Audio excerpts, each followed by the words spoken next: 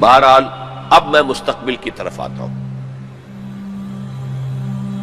اس کو میں دو حصوں میں تقسیم کروں گا، ایک مستقبل بعید، ایک مستقبل قریب. مستقبل بعید جو زیادہ بعید نہیں ہے میرے نزدیک، وہ بہت زیادہ دور نہیں ہے. وہ کیا ہے؟ قرآن مجید کے صغرا کبرا سے بھی ثابت ہوتا ہے. پوری وضاحت کے ساتھ قرآن میں یہ نہیں ہے، لیکن صغرا کبرا قرآن میں موجود ہے، جس کا لازمی نتیجہ ہے جو میں ابھی آپ کے سامنے رکھوں گا. اور احادیث نبویہ سے بڑی وضاحت کے ساتھ ثابت ہے کہ قیامت سے قبل پوری دنیا میں، پورے گلوب پر دین حق اسی طرح غالب آئے گا جیسے کہ حضور کی جد و جہد کے نتیجے میں جزیرہ نما عرب میں غالب آیا تھا. قرآن میں صغرا کبرا کیا ہے؟ 3 دفعہ کہا کہ ہم نے بھیجا ہے محمد کو صلی اللہ علیہ وسلم دین کو غالب کرنے کے لیے. وہ آیت میں نے بار بار کوٹ کی ہے. 5 دفعہ کہا ہے کہ ہم نے بھیجا ہے محمد کو پورے عالم انسانیت کے لیے. سب سے اہم آیت ہے سورہ سبا کی نمبر 28 آیت، وَمَا أَرْسَلْنَاكَ إِلَّا كَافَّةً لِلنَّاسِ بَشِيرًا وَنَذِيرًا. اے محمد ہم نے آپ کو نہیں بھیجا مگر پوری نوع انسانی کے لیے بشیر اور نذیر بنا کر. اب اس صغرا کبرا کو جوڑیے، جب تک پوری دنیا پر دین حق اسی طرح غالب نہ ہو جیسے کہ حضور نے عرب میں کر دیا تھا. حضور کا مقصد بعثت ہنوز شرمندہ تکمیل ہے، اور یہ ممکن نہیں ہے کہ دنیا ختم ہو جائے اور حضور کا مقصد بعثت جو ہے پورا نہ ہو. احادیث کے اندر وہ حدیث جو میں 2 دفعہ آپ کے سامنے لا چکا ہوں، پہلا دور نبوت، دوسرا خلافت علی منہاج النبوہ، تیسرا ملکن عاضن، چوتھا فرمایا ثم تکون ملکن جبریا، پھر ملوکیت ہوگی مجبوری والی، غلامی والی. اب میں نہیں کہہ سکتا کہ اس وقت صحابہ نے اس کا کیا مطلب سمجھا ہوگا. یہ 2 ملوکیتیں علیحدہ علیحدہ حضور نے گنوا دی. آج ہم سمجھ سکتے ہیں کہ پہلی ملوکیت وہ تھی جس میں سلاطین اور ملوک مسلمان تو تھے، کلمہ گو تو تھے، پھر ہم ملکہ وکٹوریہ کے غلام ہو گئے. یہ ملکن جبریت، یہ پورے عالم اسلام کو جو رونق ڈالا تھا کولونیل پاورز آف یورپ نے، یہ اس کی طرف اشارہ ہے.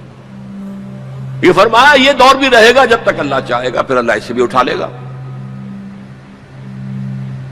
And the good news is ثم تکون خلافت علی منہاج النبوہ، پھر دوبارہ دنیا میں خلافت علی منہاج النبوہ کا نظام قائم ہوگا.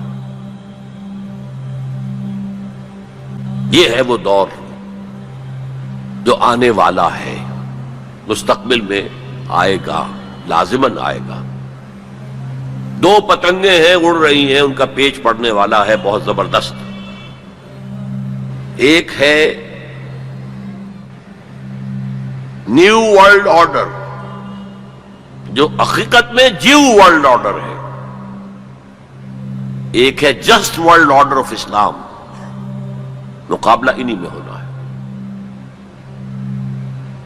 اور نتیجے میں بالآخر اسلامی خلافت گلوبل کی طرف تو دنیا جا ہی رہی ہے. گلوبلائزیشن. یہ ملکوں کے درمیان لکیریں تو تقریباً بے ایمانی ہو جائیں گی. ملٹی نیشنلز کی حکومت ہوگی اصل میں، تو باقی حکومتیں جو ہے تو انتظامی قسم کے وہ ایک ریجنز ہوں گے. جیسے کہ پہلی جنگ عظیم سے پہلے پوری امت مسلمہ ایک وحدت تھی. ہاں حکومت یہاں مغلوں کی ہے، وہاں صفویوں کی ہے، لیکن کہیں کسی پاسپورٹ کی ضرورت نہیں، کہیں کسی ویزا کی ضرورت نہیں. کوئی مغرب سے چل کر آتا ہے ابن بطوطہ اور پہنچ جاتا ہے ہندوستان تک، اور یہاں آ کر وزیر بن جاتا ہے. He is not the son of the soil. امت کی وحدت برقرار تھی. یہ امت کی وحدت ختم ہوئی ہے فرسٹ ورلڈ وار کے بعد. المصر للمصریین، الشام للشامیین، العراق للعراقیین، یہ نعرے لگے ہیں امت کی وحدت کو پارا پارا کرنے کے لیے مغرب کے زیر اثر. یہ سب سے بڑی سازش تھی امت کی وحدت کو ختم کرنے کے لیے. بہرحال ایک تو یہ جس کی کے بارے میں حضور نے خبر دی کہ دوبارہ آئے گا خلافت علی منہاج النبوہ کا نظام، اور 2 حدیثیں آپ کو سنا دینا چاہتا ہوں جس میں حضور نے خبر دی ہے کہ اب جب یہ آئے گا تو گلوبل ہوگا. ایک حدیث ہے حضور صلی اللہ علیہ وسلم کے ایک غلام جنہیں آپ نے آزاد کر دیا تھا، حضرت ثوبان رضی اللہ تعالی ان کی روایت ہے۔ عن ثوبان رضی اللہ تعالی عنہ قال قال رسول اللہ صلی اللہ علیہ وسلم ان اللہ زوالی الارض، اللہ نے میرے لیے پوری زمین کو لپیٹ دیا یا سکیڑ دیا، پوری زمین۔ فرائے تو مشارقہا و مغاربہا، میں نے سارے مشرق دیکھ لیے، سارے مغرب دیکھ لیے۔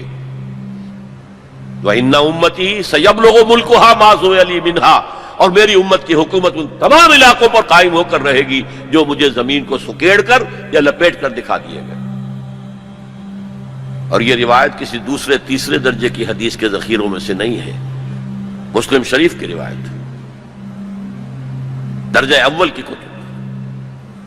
اور دوسری حدیث وہ مسند احمد ابن حنبل کی ہے، مقداد الاسود عن المقداد الاسود رضی اللہ عنہ قال قال رسول اللہ صلی اللہ علیہ وسلم لا يبقى على ظهر الارض بيت وبر ولا مدر الا ادخله اللہ کلمۃ الاسلام، اس روئے زمین پر نہ کوئی گھر رہے گا اینٹ گارے کا بنا ہوا، اور نہ کوئی خیمہ ہوگا جو کھالوں کا بنا ہوا، جس میں اللہ اسلام کے کلمے کو داخل نہ کر۔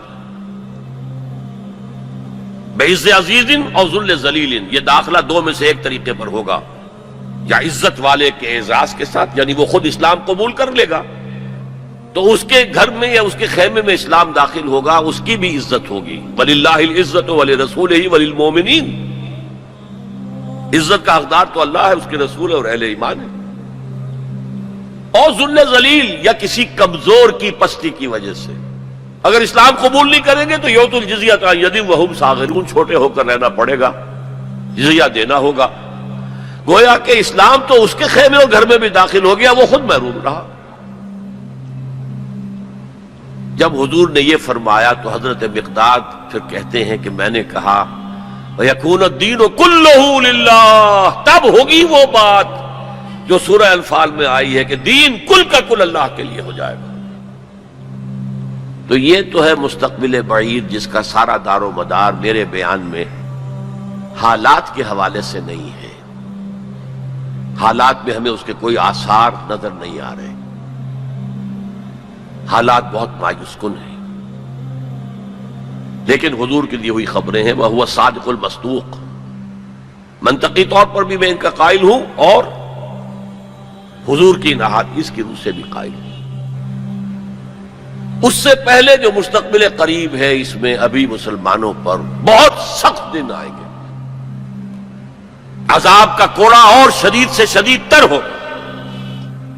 اس کو یوں سمجھیے کہ وہ جو حدیث جس سے میں نے بات شروع کی تھی، حزم النعل بالنعل، تو باقی سارے عذاب تو قربن کافی ثابت ہو گئے، ادھر ایشورینز، ادھر کروسیڈرز، ادھر نیبوکڈنیزر، ادھر تاتاریز، ادھر گریکس اینڈ رومنز، ادھر بقیہ ویسٹرن اینڈ سینٹرل یورپ۔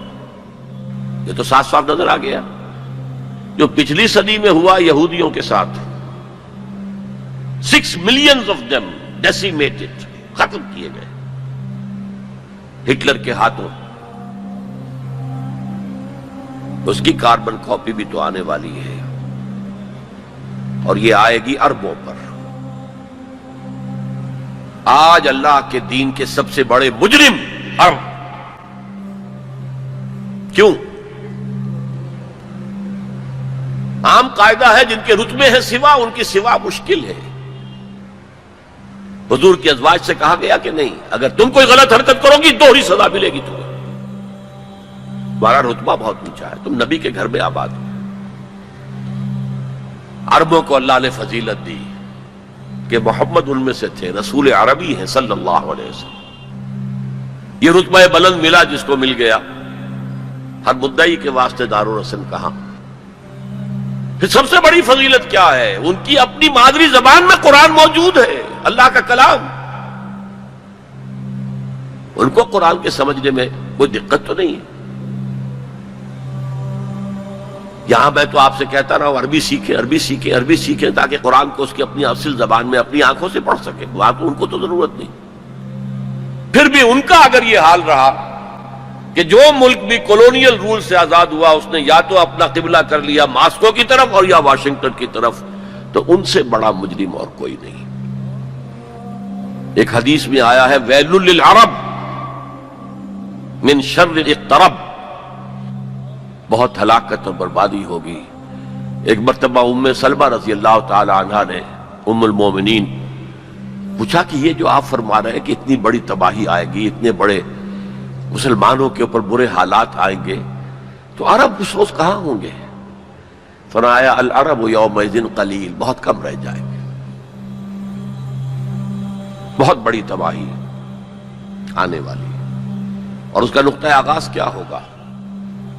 ویسے تو ہے جو کچھ ہو رہا ہے فلسطین میں، اسے وہ 30 کروڑ عرب بھی دیکھ رہے ہیں اور باقی 100 کروڑ مسلمان باقی بھی دیکھ رہے ہیں۔ ٹک ٹک دیدم دم نکشیدم، وہ آئی سی جو ہے وہ بھی زیادہ آئی سی بن کر رہ گئی اور کچھ نہیں۔ کوئی کسی طرف سے احتجاج تک نہیں ہے۔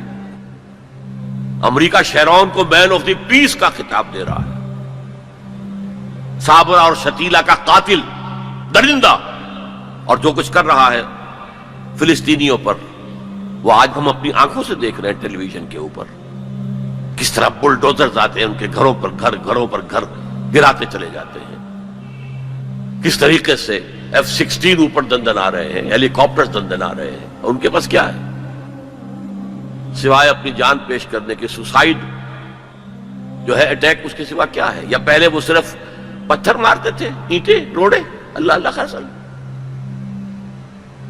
تو یہ ضربت علیہم الذلۃ والمسکنۃ وباؤوا بغضب من اللہ تو پہلے ہی ہو چکا ہے۔ لیکن جن دو چیزوں پر یہودیوں کا اور west white Anglo Saxon Protestants کا اتفاق ہے، وہ ایجنڈا، 4 نکاتی ایجنڈے پر یہ متفق ہیں۔ نمبر 1، جلد از جلد وہ جنگ ہونی چاہیے جس کی خبر بائبل میں دی گئی ہے، ارمگیڈون، بائبل کی آخری کتاب ہے ریویلیشنز، مکاشفات یوحنا۔ یہ یوحنا جان جو ہے یہ حضرت یحییٰ نہیں، حضرت مسیح کے حواریوں میں سے ایک جان ہے، ان کے مکاشفات ہیں، اور اس میں یہ ہے کہ ایک بہت بڑی جنگ ہوگی تاریخ انسانی کی، ارمگیڈون۔ اور اگر آپ دیکھیں گے ڈکشنری میں تو لکھا ملے گا very big war which will be fought between the forces of good and evil before the end of this world۔ ارمگیڈون جلد از جلد ہونی چاہیے۔ نمبر 1، عراق پر حملہ اس کا نقطۂ آغاز ہے۔ آگے یہ سلسلہ کدھر بڑھتا ہے یہ ابھی دیکھنے کی بات ہے۔ نمبر 2، گریٹر اسرائیل قائم ہونا چاہیے تاکہ پوری دنیا کی یہودی آ کر سما جائے۔ ابھی تو اس چھوٹے سے اسرائیل میں تو ساری دنیا کی یہودی تو نہیں آ سکتی۔ اور یہ کہ فلسطینیوں سے اس ارض فلسطین کو پاک کیا جائے تاکہ نہ رہے بانس نہ بجے بانسری، یہ خودکش حملے بھی ختم ہو جائیں، یا انہیں سمندر میں پھینکو یا انہیں جارڈن کی طرف دھکیل دو، چلے جاؤ ادھر۔ نمبر 3، مسجد اقصی اور ڈوم آف دی راک، قبۃ الصخرہ کو گرایا جائے۔ نمبر 4، ٹیمپل تعمیر کیا جائے، 3rd ٹیمپل، جس کی پوری تیاری کر چکے ہیں، جس کے پورے نقشے بن چکے ہیں، جس کے لیے اس کی جو بھی انٹرنل ڈیکوریشن ہوگی اس کے لیے سب کچھ تیار ہو چکا ہے۔ اور یہ انتفاضہ جو ریسنٹ شروع ہوا ہے یہ شیرون کے دورے کی وجہ سے کہ وہ مسجد اقصی میں داخل ہوا اور وہ دیکھ رہا تھا جگہیں کہاں سے ہمیں فاؤنڈیشن بنانی ہے اور کیا کرنا ہے۔